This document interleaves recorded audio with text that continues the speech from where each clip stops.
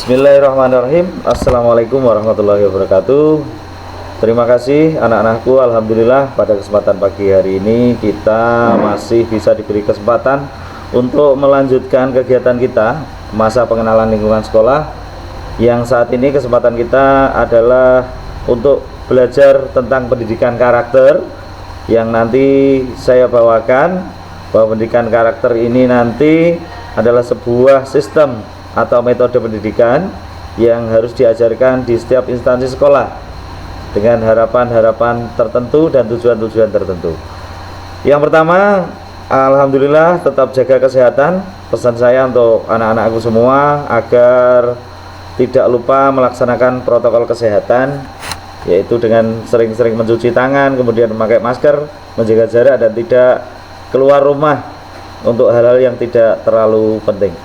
Anak-anakku, untuk yang pertama tentang pendidikan karakter ini adalah pengertiannya, di mana pendidikan karakter atau karakter education sangat erat hubungannya dengan pendidikan moral yang bertujuan untuk membentuk dan melatih kemampuan individu secara terus-menerus guna penyempurnaan diri ke arah hidup yang lebih baik lagi dan dapat bermanfaat bagi diri sendiri dan lingkungan. Manusia adalah makhluk sosial. Adalah bodoh sekali kalau manusia itu bisa merasa hidup sendiri. Karena itu mereka membutuhkan orang lain untuk tetap bisa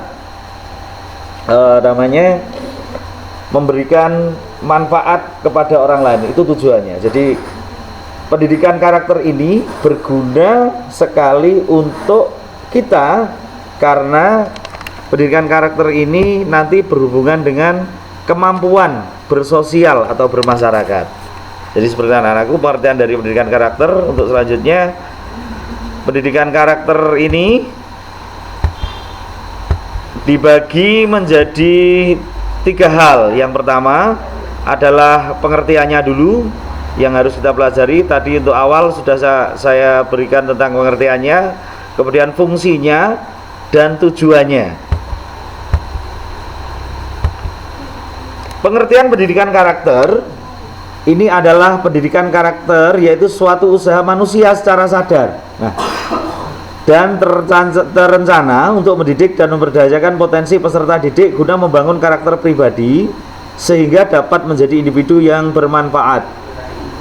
Usaha terencana dan sadar. Pemahamannya adalah pendidikan karakter itu ada kurikulumnya, ada silabusnya, ada rencana pembelajarannya. Terus yang paling utama adalah tujuan yang ingin dicapai. Jadi tujuan terencana dalam sebuah pendidikan diharapkan hasil akhirnya peserta didik ini punya karakter yang seperti ini, seperti itu. Jadi seperti tujuannya atau indikatornya, tujuannya. Jadi pendidikan karakter ini dilakukan secara sadar dan terencana, itu yang terpenting. Jadi untuk membangun individu atau karakter individu pribadi yang sangat bermanfaat. Bermanfaat bagi diri sendiri, bermanfaat bagi orang lain, kepada lingkungan, kepada bangsa, negara, dan kepada alam semesta. Itulah hal tertinggi yang ingin dicapai dalam proses pendidikan karakter ini. Pendidikan karakter ini menurut para ahli, yang pertama ada seorang ahli yang bernama Kertajaya. Pendidikan karakter yaitu ciri khas yang dimiliki oleh individu atau benda tertentu, itu namanya karakter. Jadi ciri khasnya, misalnya kalau meja di sekolah kita itu berbentuk persegi panjang berwarna coklat, misalnya dengan tinggi sekian-sekian, itu adalah ciri. Nah, ciri khas suatu benda atau ciri khas seseorang, itulah yang dinamakan karakter menurut Kertajaya. Kemudian mendapat ahli lagi, ciri khas merupakan sifat asli dan mengakar pada kepribadiannya. Benda atau individu tersebut merupakan mesin yang mendorong orang tersebut untuk bertindak, berucap, mengubah, dan bagaimana orang tersebut dalam menanggapi sesuatu. Jadi menurut Kertajaya di sini bahwa karakter itu bisa dibentuk atau dilatihkan. Makanya ada pendidikan karakter. Jadi karakter apa yang pengen dibuat atau dibiasakan. Nah, itu ada pendidikannya menurut Kertajaya. Kemudian menurut T. Ramlee, seorang ahli sosial juga, psikolog dan sosial, pendidikan karakter yaitu pendidikan yang mengedepankan esensi. Esensi itu nilai dan makna yang terdapat moral, akhlak, sehingga hal tersebut akan membentuk pribadi peserta didik menjadi lebih baik. Sama, hampir sama. Ini adalah penekanannya pada nilai-nilai akhlak yang akan dibiasakan atau dilatihkan atau dididikkan kepada peserta didik. Selanjutnya adalah pendapat dari John W. Santrop. Pendidikan karakter yaitu pendidikan yang dilakukan dengan pendekatan langsung kepada murid mengenai pengetahuan moral dan upaya mencegah perilaku yang dilarang. Pembiasaan anak-anakku. Jadi di sekolah itu ada tata tertib kelas, ada tata tertib sekolah. Itu adalah salah satu pembiasaan. Hal-hal apa yang dilarang dilakukan, hal-hal apa yang harus dilakukan. Nah, itu adalah pembiasaan. Jadi setelah biasa akan timbul sebuah karakter yang kita harapkan. Selanjutnya menurut Elkain, pendidikan karakter yaitu suatu metode pendidikan ini yang dilakukan oleh tenaga pendidik untuk mempengaruhi karakter murid. Nah, usaha sadar atau usaha terencana dari seorang pendidik untuk mempengaruhi karakter murid, karena setiap murid punya karakter yang berbeda-beda. Nah, itu dipengaruhi oleh seorang pendidik dan diarahkan menuju karakter yang diinginkan. Itulah pendidikan karakter ya. Dalam hal ini terlihat bahwa guru bukan hanya menyampaikan materi pelajaran, tetapi juga mampu menjadi seorang teladan atau uswah bagi siswa-siswanya. Untuk yang selanjutnya, fungsi dari pendidikan karakter adalah untuk meningkatkan toleransi antar peserta didik sehingga mampu menghargai keragaman yang ada. Anak-anakku, kita bangsa yang besar, bangsa yang terdiri dari ratusan suku bangsa, ratusan bahasa, ratusan keragaman budaya, dan beberapa agama yang diakui di negara kita. Jadi rasa toleransi ini kalau tidak dididikkan atau diberikan kepada peserta didik, ini tidak dilatihkan dengan baik, maka rasa menghargai keragaman ini akan berkurang. Jadi ini sangat penting sekali karena kita hidup bersosial, kita berpotensi menjadi bangsa yang besar dengan seluruh keragaman dan kekayaan yang kita punya. Kita ini bangsa pemimpin dunia seharusnya, yang memang belum tercapai pada saat ini. Jadi 20-30 tahun ke depan di tangan Anda semua ini, generasi muda ini adalah generasi yang siap menerima estafet pembangunan, menerima estafet peninggalan dari nenek moyang, bahwa kita adalah bangsa besar ditilik dari sejarah. Kita punya Sriwijaya, kita punya Majapahit yang sangat luar biasa sebagai pemimpin dunia. Jadi penghargaan terhadap keragaman ini adalah dasar sekali untuk kita bisa mampu bekerja sama membuat bangsa kita ke depannya lebih baik. Untuk membangun dan meningkatkan peradaban bangsa yang kompetitif dalam hubungan internasional. Kita ini berpotensi sekali untuk menjadi pemimpin dunia, leading, karena kita adalah bangsa timur, karena segala sesuatunya dimulai dari timur ya. Matahari pun terbit dari timur menuju ke barat.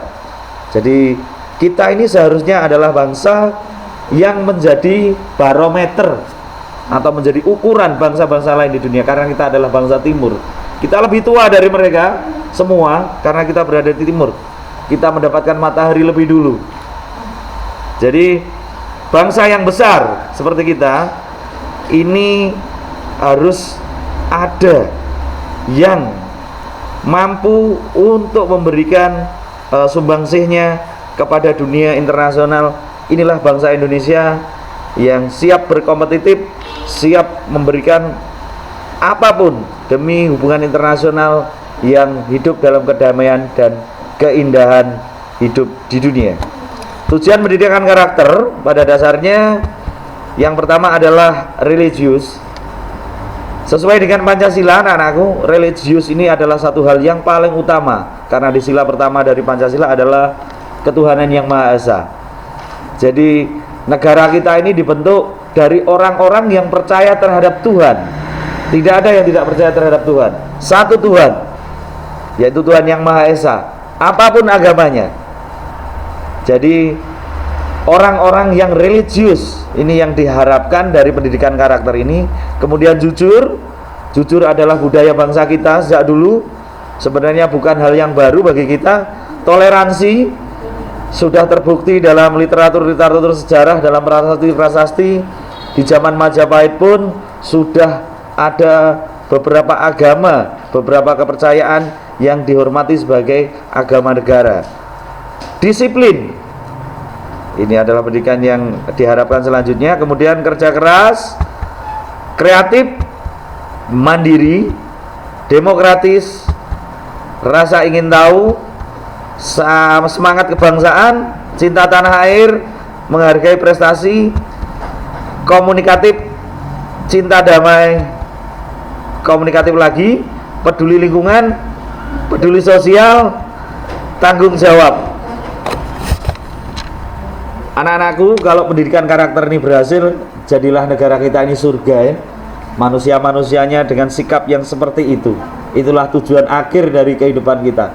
Apa yang kita cari, kita tidak mungkin bisa hidup sendiri. Jadi inilah, kita ciptakan surga di negara kita dengan karakter yang mulia, karakter yang baik, melalui pendidikan karakter yang kita bangun di sekolah kita. Jadi anak-anakku, jangan lupa, jangan males, tetap bersemangat, tetap bekerja keras, tetap ulet dengan kondisi pandemi yang seperti ini. Bagaimana kita tetap terus belajar dan belajar agar menjadi yang lebih baik. Mungkin tentang pendidikan karakter mungkin ada pertanyaan, ini nanti bisa Anda sampaikan di kolom komentar. Jadi di kolom komentar Anda bisa mengucapkan apapun. Belum ada tugas untuk ini, jadi silahkan berkomen atau memberikan pertanyaan-pertanyaan kira-kira apa yang kurang paham dari apa yang saya sampaikan pada kesempatan kali ini. Anak-anakku sekalian, mungkin sekian yang dapat saya sampaikan. Jangan lupa tetap jaga prokes, protokol kesehatan, jaga diri Anda, jaga keluarga Anda, jaga lingkungan Anda, jaga bangsa dan negara Anda untuk tetap sehat, tetap bersemangat untuk membangun Indonesia yang lebih baik. Terima kasih. Saya akhiri. Assalamualaikum warahmatullahi wabarakatuh.